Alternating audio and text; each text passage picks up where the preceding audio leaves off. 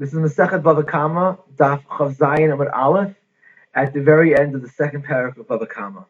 And here Rabbah establishes a principle of nezek, of damage. Amar Rabbah, hiniach lo gachelas al libo v'meis patur. If a person leaves a hot coal on the heart, on the chest of a person, and the person dies, patur, the murderer is not responsible, is not considered to be a murderer, he's exempt from the punishment for murder. Al begadav and israf, but if you place it on someone's garments or clothing or property and it's destroyed and burnt, then chayav, then you are responsible. So essentially, you're more responsible for the property than you are for the person's life.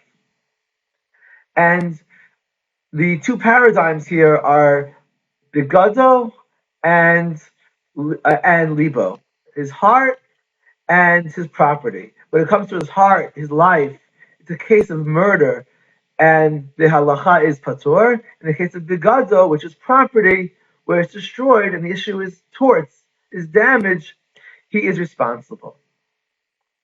And we'll see in a moment the reason for this distinction, which is basically that in the case of gufo, when you put a coal on someone's heart, the expectation of anybody, on any average person, the expectation is that the victim, the person whose heart you're placing it on,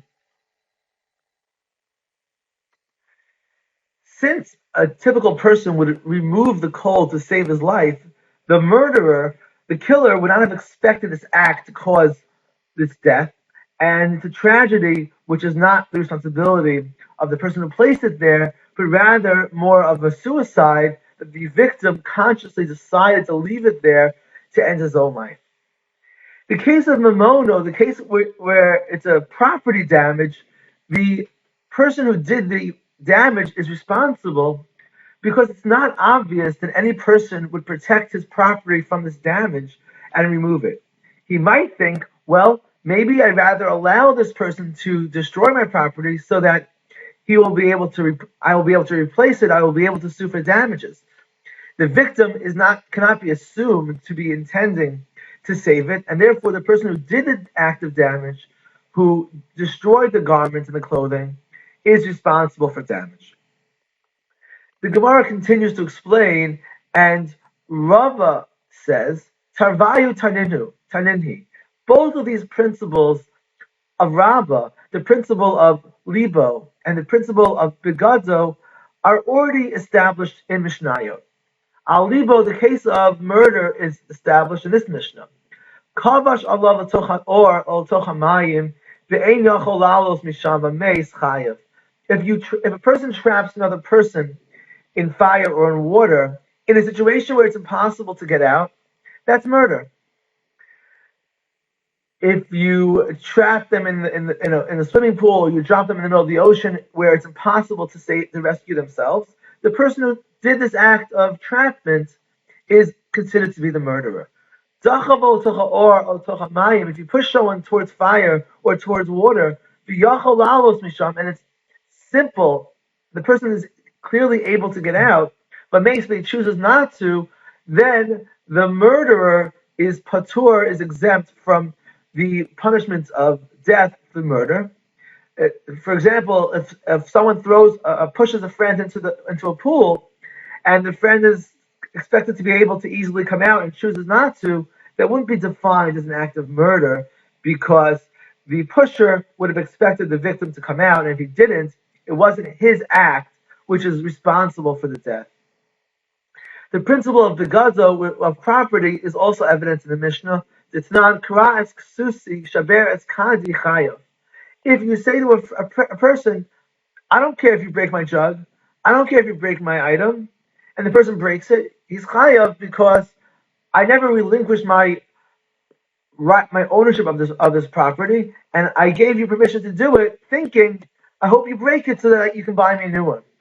I'm a nas liftor, but if the owner says, you can break it, and I stipulate that you are exempt from payment, and there's a direct mechila, a relinquishment of the responsibility to pay for the damage, in that case, patur. But the principle here is, even though the owner gives permission to this other person to cause damage or shows he doesn't mind, it doesn't mean that you're not responsible for the damage. That's the principle that we've established of gufo and mimono, al libo and al begado, where in the case of murder, it's patur because of the assumption that the victim will remove it, save himself. In the case of mammon, we don't assume that the victim will save himself, and therefore the person who committed the crime is responsible to pay. Then the Gemara continues, and boy Rabbah asks the following question. Hiniach gacheles al lev avdo mahu.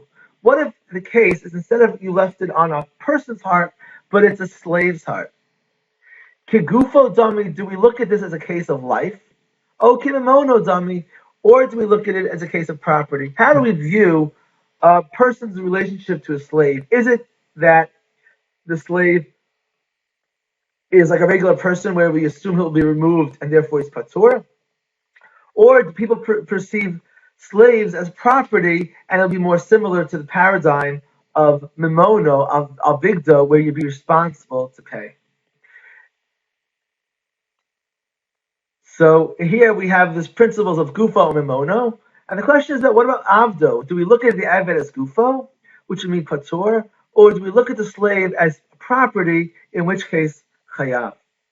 What is the societal or the master's expectation of the case of a slave? Now, while this question seems to be very organized and neat, is it gufo or kimono? It's really rather difficult to understand one basic thing, and that is that why are we not dealing with murder in the case of slaves? This is a case of murder. Who cares if people perceive their slaves as property or as people? The law is, the halacha is that slaves are people, and it's murder. So why are we dealing with the property damage to the owner based on whether he perceives the slave as property or as a person? So Tosfot resolves this question and says, Kisha evet kafut, we must be dealing with a case where the slave is tied down, is restrained, where the slave cannot remove the coal because he's physically tied down. So the slave is physically tied down. What's the question? Ramo omed etzlo iri, and the case is that the master is standing right there. Umayri, and also we're talking about a case shalomes ha'eved. The slave did not, in fact, die. Ella huzak. So, meaning if the slave died, certainly the person who put the coal there would be considered to be a murderer. The slave can't remove it. You put the coal there, the slave dies, that's murder. But the case is that he was damaged. And the slave could not have removed the coal. If the slave wasn't tied down, presumably, then we'd expect the slave to remove it. And if he didn't, the person who put it there wouldn't be responsible. But the case is that he didn't die, but he was only damaged. And the question is, could the owner of the slave sue for the damages to his slave? And what's the question? Lahachi misafkile. This is why we have a question. Shema lo yachush harav salko mipnei sheyishalim lo d'mei nizko. Maybe the mentality of slave owners was that you put a coal on my slave and that can harm him. Maybe the whole question is, what's the mentality of people towards their slaves? Do they perceive them as property in our context? Meaning to say, does the owner have the attitude of, you want to break my slave's arm? Great, I'll get a new slave. You'll pay me for a new slave. In which case, the person who put the coal there would be responsible to pay damages to the slave. Or do we say that an owner perceives a slave as a person, and anyone who puts a coal on a slave whose owner is standing by would certainly assume that the owner would remove it, so certain that it's not even considered to be an act of damage when the coal is placed on the slave, because everyone assumes it'll be removed, and if it's not removed, it's the owner who brought it on himself, and not the person who placed it there who's responsible. That's how Tosfot interprets this Gemara. He removes the issue of murder by saying that he didn't die, and that the slave couldn't have done anything anyway, and the whole question is in respect to the mazik, the person who placed the coal, and his relationship to the owner of the slave, and what's the attitude of slave owners And how do we look at this case? Who is considered to be the cause of the damage? The person who placed it there, or the slave owner who failed to remove the coal from his slave's heart? Now, the Ramban agrees with Tosfot that we have to avoid the issue of murder, but he has a different resolution. The Ramban doesn't want to add so many details to the case and say that the slave is tied down, which is not written in the Gemara, and that the owner is standing by. The Ramban quotes an interpretation, at least. V'yesh mi shapirsha. Some interpret this case. The eved she'ein kafut. The slave is not tied down. He's not restrained. And the slave himself could have removed the coal himself. Vamei, and the slave indeed died. The patur rotzeach mimita, the murderer is certainly exempt from murder because the slave could have removed it. If he didn't, it's the slave who committed suicide more than the person who placed the coal there who's responsible for murder. The chayav v'tashlumin, but still, in this same case where the slave died, there is a murder issue. The halacha in respect to murder is patur, just like if it's a free man, same exact thing. But chayav b'tashlumin, but still there could be responsibility to pay damages to the owner of the slave. Mishum de amar leharav, because the master could say to the person who placed the coal there, mikol makom at k'taltiha, you killed my slave. In respect to me, you caused damage. Af al pisha hu mochel al gufo, even though we can say that the slave forgave his life, gave up his life, is responsible for his own life, committed suicide. In respect to murder, it's the slave who killed himself, and not you killed the slave. But in respect to the damage to the owner of the slave, lav kol kamine, the slave doesn't have the authority to forgive my monetary ownership and your responsibility to not damage my items. So the fact that the slave was not tied down and could have removed it is only relevant in respect to the murder issue. And in respect to the damage, the slave's ability to remove the coal is completely irrelevant. The slave is not a party to the lawsuit between the owner and the mazik. And therefore, Rabbah has this quandary.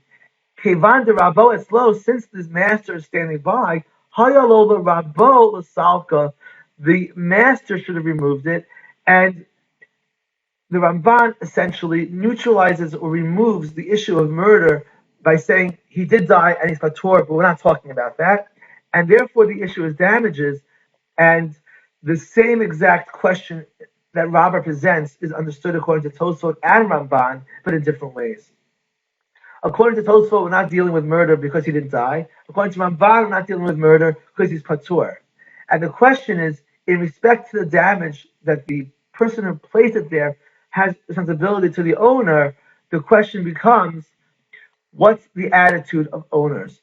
Do owners or society or people generally perceive their slaves as gufo, where everyone perceives it as a life, just like you'd save your own life, you'd save your slave's life, and no one would think that anybody, certainly the master, would stand by and let it burn, and therefore the person who placed the coal there is not responsible for the damage?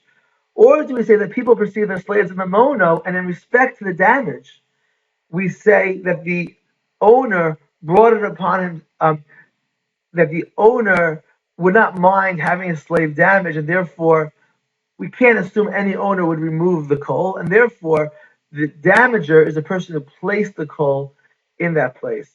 And then the Gemara continues with the same question for sure. If you will assume that we perceive slaves as people, as your own person, where you would expect the owner to remove the coal, show romahu. What if someone places the coal on a person's ox? Same question. Do we say that the shore is kegufo, that you see it as your life, that you would never, no one will leave a coal on to burn his ox, and if anyone does, the owner actually destroyed his own ox? Or do you say that people are happy, or might be happy? Good, burn my ox, you'll buy me a new one, and therefore the mazik is responsible to pay. essentially the two categories that we established at the beginning of gufo versus the mono, well, it's not necessarily goof and mammon. Those are just two types of items, but it could be that there's items that are actually a property which have the same attitude as gufo and vice versa. Hadar Pashta, we conclude, Avdu Gufo, people perceive their slaves as their own um, lives, and therefore no one will let a slave burn, and therefore the person who placed the coal there is responsible. But most people perceive their oxen, their animals, as their property, and therefore the person who placed the coal there would be chayav to pay for damages.